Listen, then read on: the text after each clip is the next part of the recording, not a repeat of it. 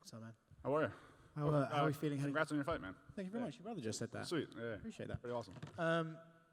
How about yourself? You know, obviously last time out wasn't the best showing, so how do you bounce back from that? How do you go into this one feeling positive and curious how the camp's been ahead of To start, camp's been great.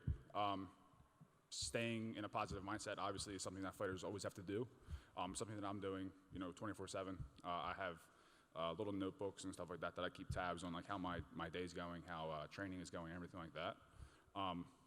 I said in prior interviews that my last fight kind of ended really, really quickly, that it didn't really feel like too much heartbreak on the loss in a way, just because it ended so quickly, and that's kind of the way it went.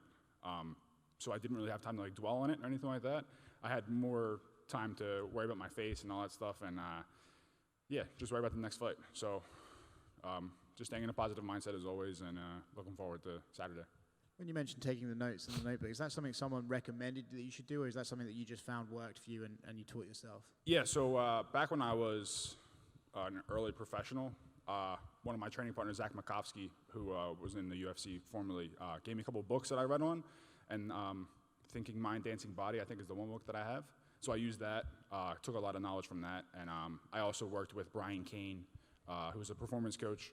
I worked with him for my Stoltzfus fight that I had, and I had a great performance there, so I just went back to what I did all fight camp for him and kind of followed that, and I'm in the same mindset now that I was back then. Is this something you think guys could probably like look at and get benefit from, or do you think it's case by case, person by person?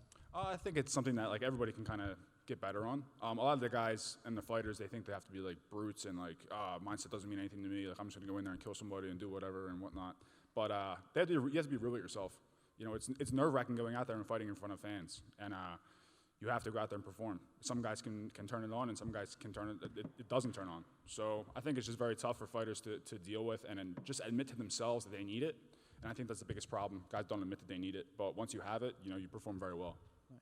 Saturday against Eric, how are you thinking this fight's going to go? Are you expecting a big stand-up, back-and-forth brawl? Are you expecting a grappling match? What are you looking at this Saturday? I'm not at all going to make it a brawl. I don't want it to be a brawl. The more it's a brawl, the more it plays in his favor. I have to be technical, cool, calm, and collected, and go out there and be the best version of myself. Obviously, I want the best Eric to be in there as well to challenge me. Throughout this camp, I've performed very well. I'm working with Jordan Valdenucci right here, who's my striking coach, and my striking is on point for this one, so I'm looking forward to going out there and showcasing that. Is this a bit of a bull versus the matador sort of thing then we're looking at? I think that's how we have to make it, yeah. All of his fights, he's not very good going backwards, obviously, and that's part of the game plan. But yeah, I feel like the more pressure that I can put on him, the more he's going to break. Best of luck.